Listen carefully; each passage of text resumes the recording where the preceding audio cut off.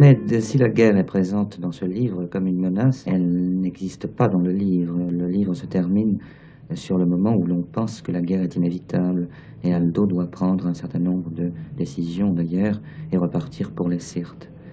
Alors que dans Le Balcon en forêt, la guerre est là. Et le personnage de Grange, lui, est dans la guerre. Il n'a pas à la prévoir puisqu'elle est là.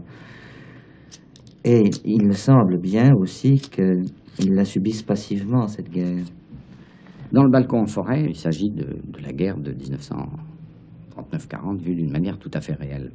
Le livre a un aspect plus réaliste, mais au fond, je n'y vois pas de rupture avec les livres précédents.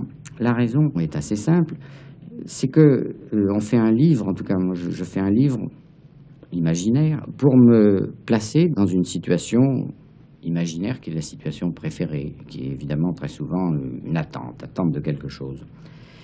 Mais alors il s'est trouvé en 1939-40, assez curieusement, que les choses, en somme, ont coïncidé pendant quelques mois et de manière absolue avec cette situation imaginaire dans laquelle je me place volontiers. C'était une période d'attente pure, tout avait cessé, puisqu'en somme l'armée était mobilisée, les liens étaient coupés, enfin liens de famille ou de profession, et les gens étaient là dans une espèce d'état de disponibilité, d'attente complète. Alors les choses ressemblaient à cette situation imaginaire où j'aime assez me placer et je n'avais plus aucune raison de déplacer, si vous voulez, le sujet. La réalité me plaçait exactement dans le milieu où je ne dirais pas que j'aime me trouver, parce que c'était une situation fascinante d'un côté, mais très sinistre de l'autre, étant donné que ce qu'on attendait n'avait rien de très prometteur. Il y a cette différence, évidemment, avec le rivage des Syrtes. Il y a autre chose, alors, qui est peut-être, alors, il y a beaucoup plus l'intervention de la vie familière dans Le Balcon en forêt, c'est certain. Ces gens vivent d'une manière tout à fait terre-à-terre, comme ça, qui me paraît, moi, très sympathique dans ce petit village. Et pour moi, malgré la situation très réaliste, ça prenait un éclairage irréel, malgré tout. À cause de la forêt, sans doute. Pas seulement, à cause de la situation, surtout. Parce qu'au fond, lorsqu'on revit les choses dans le souvenir, une période heureuse, par exemple, elle est embellie. C'est bien connu du fait que c'est une chose qu'on sait condamner, qui a fini à un certain moment. Mais dans cette situation, on vivait des moments de détente, comme ça, même de détente complète, et même des moments très agréables. Il y avait toujours en même temps la certitude que ça n'allait pas durer. De toute façon, il y avait une échéance très proche, et que tout ça allait être interrompu brutalement. Et ça créait ce même embellissement, si vous voulez, cette même irréalité que donne le souvenir. Et il y avait aussi alors ce thème du groupe, puisque finalement cet officier, par hasard, là, les gens n'avaient pas choisi de vivre avec lui, de se grouper autour de lui, mais là aussi se formait un groupe de soldats autour de son chef. Pas exactement d'un groupe de soldats autour de son chef, parce qu'en fait, dans cette période, il ne commande pas grand-chose, et chacun va à ses affaires un petit peu comme il l'entend.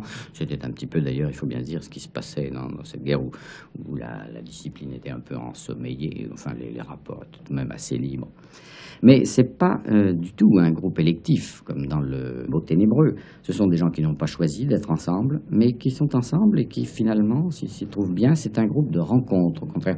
Ce qui m'intéressait ou me paraissait sympathique, c'était justement que cette rencontre de pur hasard, enfin, comme peuvent se rencontrer des gens dans une unité mobilisée, enfin, qui viennent de partout, qui n'ont aucune espèce d'affinité à première vue, peuvent, dans certains cas, former une espèce de groupe, finalement, de groupe très soudé, où les liens sont directs, comme ça, faciles.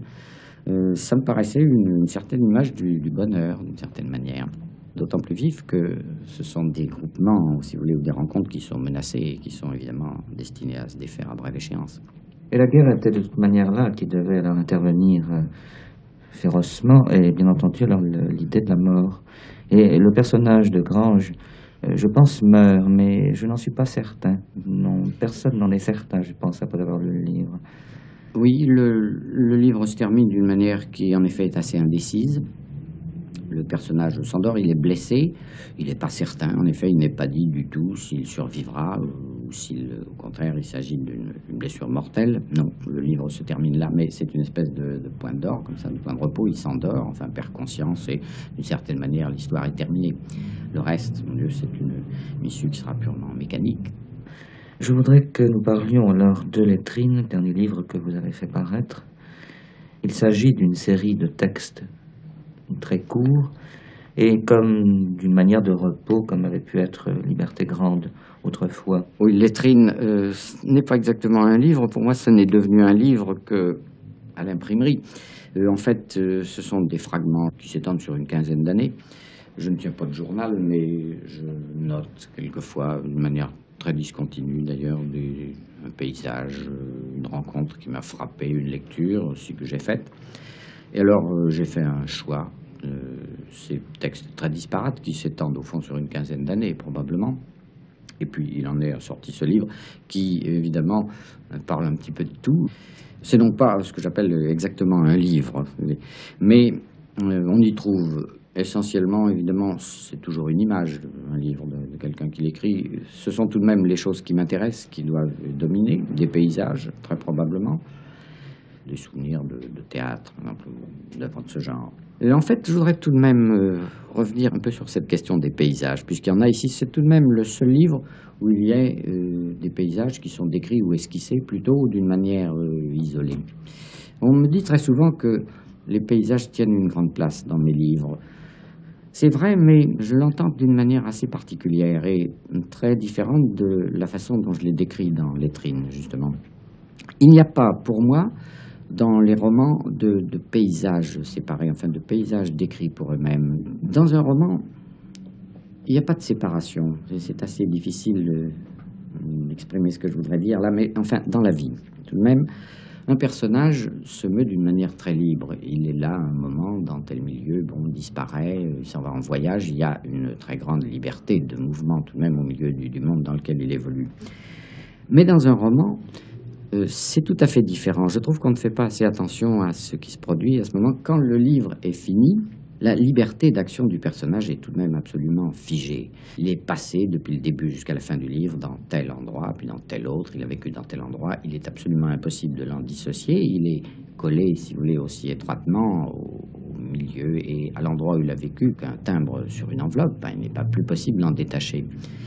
Il y a une unité. Si le livre est réussi ou s'il a une valeur quelconque, il y a en même temps un manque de liberté, si vous voulez, par rapport à la vie, puisque tout est décidé. Si vous reprenez le livre, vous passerez par le même chemin avec le personnage. Mais alors, il se produit, ce qui n'existe pas dans la vie, il se produit une espèce d'unité entre le personnage, absolument impossible à défaire, entre le personnage, les lieux où il vit, les gens qu'il rencontre. Et le personnage est absolument inséparable à partir de ce moment, de cet environnement. Je disais ça pour indiquer que je n'aime pas, je crois que je fais rarement, je n'aime pas décrire un paysage pour un paysage. Et de même, quand je commence un roman, il est très difficile de savoir si c'est un certain paysage qui est à l'origine ou un certain personnage. En réalité, les choses naissent ensemble, enfin le projet naît plus complet, c'est-à-dire le personnage et le lieu viennent ensemble. Les deux, pour moi, inséparables. Voilà ce que je voulais ajouter à propos de ces paysages, parce que très souvent, on me dit, je ne refuse pas, c'est flatteur, que je suis un écrivain de paysages. Je ne crois pas que ce soit tout à fait vrai. En tout cas, ce n'est pas une chose, une activité qui serait suffisante pour moi. Enfin, le paysage décrit pour lui-même. Oui, Julien Gracq, les gens qui aiment bien vos livres souhaiteraient voir un jour un roman aussi important que pouvait l'être Le Rivage des Syrtes, par exemple. Alors, est-ce que cet arrêt fait supposer quelque chose à venir, ou bien pour un certain temps, vous n'avez pas envie de faire quelque chose de nouveau? Écrire n'est pas pour moi un métier. Je comprends assez mal même qu'on l'exerce d'une manière régulière. Je n'ai pas, comme semble-t-il beaucoup d'écrivains, le besoin. Je ne sens pas la nécessité d'écrire constamment. J'ai connu d'ailleurs, au fond, lorsqu'ils parlent, mais sincèrement, pas mal d'écrivains, et même d'écrivains célèbres, qui avouaient, en fait, même en privé, qu'ils n'aimaient pas tellement écrire, en tout cas pas tout le temps écrire. Je crois que Valéry, un jour, c'était assez amusant, il a essayé de cerner un petit peu les problèmes concrets qui pouvaient se poser quand on écrit. Il se plaçait dans la situation d'un poète qui cherche un mot dont il a besoin pour un vers qui est inachevé. Alors, qui était à peu près ceci: il faut trouver un mot qui exprime la tendresse, mais avec une nuance de tristesse. Un mot de 3 syllabes qui se termine par une consonne dure, où il y a un A d'un vocabulaire courant et non pas d'un vocabulaire savant, et qui en même temps soit tout de même quelque chose d'assez majestueux. Bon, voilà le genre de problème auquel on se trouve en but avec des adhérences de tous les côtés, ce que j'appelle des problèmes informés. Je trouve quelquefois difficile, épuisant de se battre avec ces difficultés. Ce qui fait que je redoute un petit peu, souvent, à l'avance, d'entreprendre un travail de longue haleine dont je sais qu'il me causera beaucoup de difficultés et de tracas. Les aventures, les chances, les problèmes se posent à partir du moment où on écrit. Alors, vous voyez, nous conclurons sur l'incertitude. Je ne sais pas quand, quel genre de livre j'écrirai, mais enfin, il est très probable que je continuerai toujours à écrire de manière intermittente.